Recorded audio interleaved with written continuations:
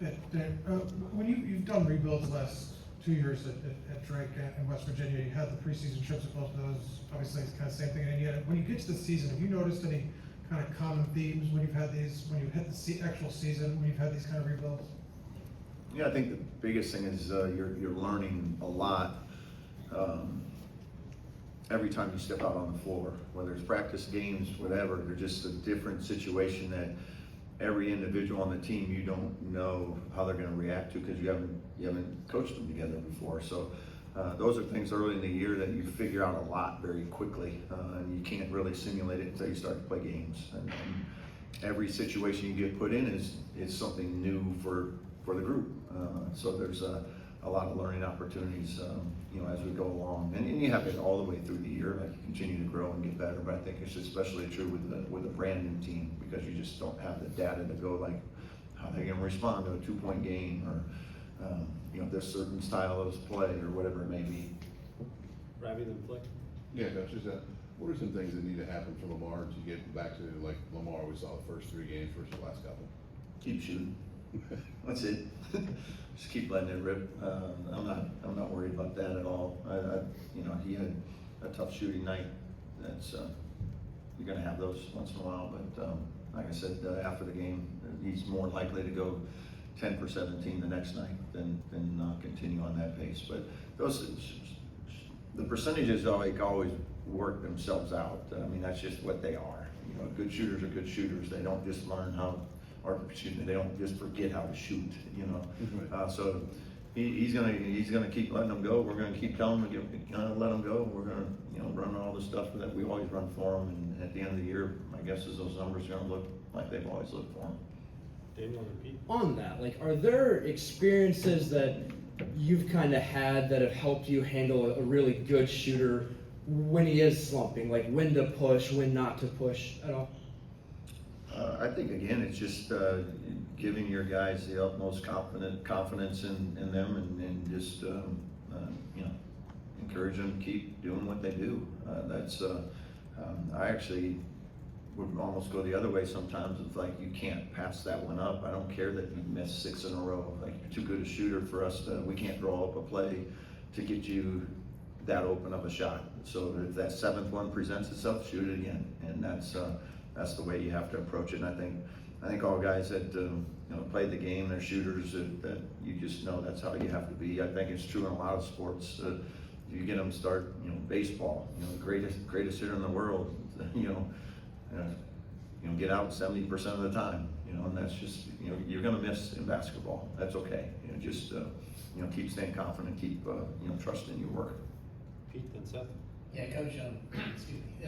Just thoughts on Kansas State, the prolific offense. I know they got one guy whose name escaped me, averaging like 20 points a game. Just your thoughts on that. Yeah, wow. That's what I say about the way they're playing offense right now. It's they're getting out, and they're getting out fast, and they're in transition, and they put a lot of pressure on your defense to get organized and get put together in a hurry. And they have a lot of guys that can shoot it. I know going into the other night, I don't know if it's still true. I didn't look at the updated stats, but they were the #1 3-point shooting team in the country, and they're playing like it. They're shooting with that type of confidence. So it would be a great test for us, and not only transition but our half-court defense to do a good job there. Seth and Mike. Yeah, Coach. Just what are the answers, I guess, with rebounding for you guys? Obviously, I think it was 19 offensive boards you gave up the other night. Just to kind of figure out improve in those areas, I guess. What do you think needs to happen? I guess, is it just crashing the boards harder? Is it kind of putting guys in different spots? I guess what needs to happen there?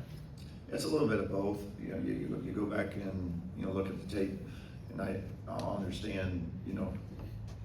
Maybe the games that we're playing, we're going to play even bigger opponents, and we all know that. So, but there's still enough there that's you credit to. Where can we get better? We are what we are from a size standpoint, but what are the things we can control? And that's hitting. That's a little bit of an attitude. Prioritizing, rebounding, and things, and collectively as a group, we can get there and we'll get there. We're just not there yet. So there's some habit things we got to continue to get better at. There's also a little bit of a mindset thing that we got to continue to improve on. If we're going to be a good defensive rebounding team, those are things we have to be good at. And, you know, if we're gonna be a good team, we have to be good at defensive rebounding. That's gonna be huge for us all year. And then on a nightly basis, that's gonna determine a lot of our outcomes, is can we be physical, tough enough, and you know, have the right mindset to go get those balls. Mike, then Trevor? Coach, you've talked a lot about how unselfish your team is, and that's apparent when you watch them. Can a team be too unselfish? Like, you know, can guys pass up shots that they should be taking? Yeah, at times, for sure. And again, I thought the other night, and a little bit was what we talked about. I think a couple guys missed a few, and then, you know, that came back around to them again, and maybe they were a little hesitant to still let it rip. And you can't do that.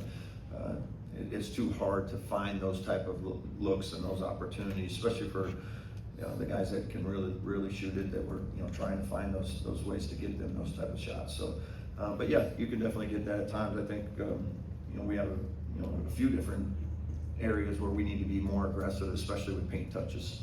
I think that's something we got to continue to prioritize a little bit more. Trevor, then Zach? You mentioned PJ Haggerty a little bit, and his usage rate's like 34%.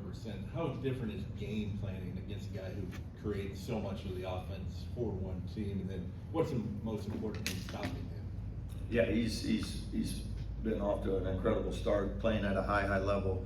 You know, he creates a lot for others too. It's not just him scoring. So, you know, he comes off, he finds those shooters. He does a really good job of getting fouled in the paint. You know, he gets in there and gets to the free throw line a lot. And then he's got good size, so he's got good body control. So he gets in there and can finish over you as well. So there's a lot of reasons why he's off to the start that he is. He's a really good player, talented player. So, and, you know, again, like everything, it's going to take a collective effort to do a good job on him, but also not focus so much attention on him that now you're allowing those guys, you know, the catch and shoots that they're looking for too. Zach, then Dalton? Coach, with Reed and with Sam, how do you balance their minutes? Is it a matchup thing? Is it a field thing? How do you balance those on a game-to-game basis? Yeah, right now it's just kind of going, you know, with the feel of the game and how the game's playing out. You know, they're both in different games have done really good things for us, and we've kind of played them accordingly to who's having a more productive night, and the minutes have kind of reflected that each night of what do we need during certain situations. So they're both doing a really good job. I like the impact and the different type of things they bring to us. Dalton, then Nick?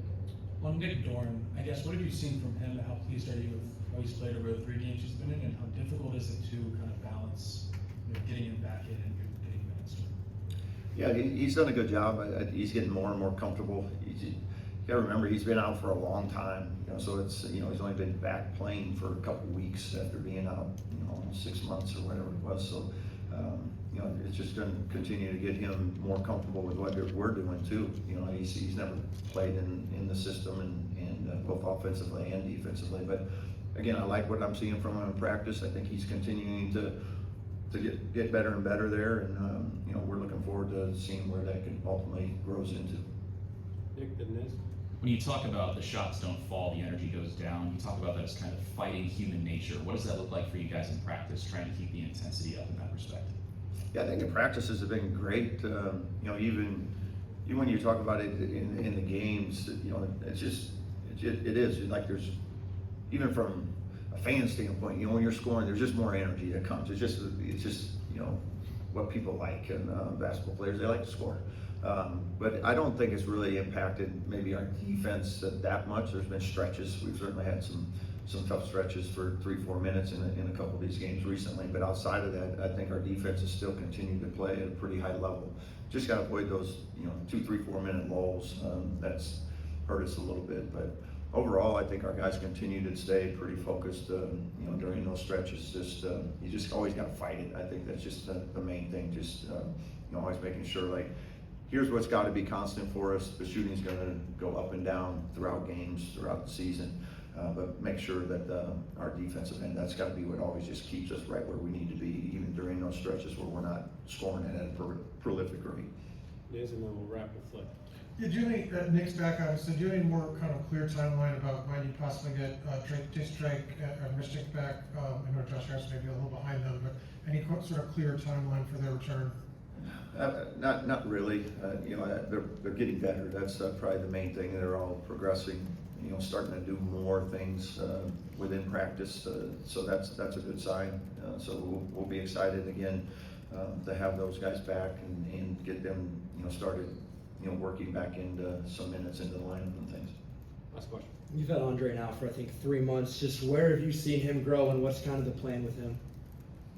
Yeah, Andre's someone I think's getting better and better. So he's doing some good stuff in practice, and we're still, you know, up in the air a little bit on what that's going to look like for him throughout the rest of the season. But he's doing a good job. He's approached every day. You know, he's learning. You know what we're doing at both ends of the ball. But you know, he's doing some good things for us out there. Thanks, Coach. Thank you.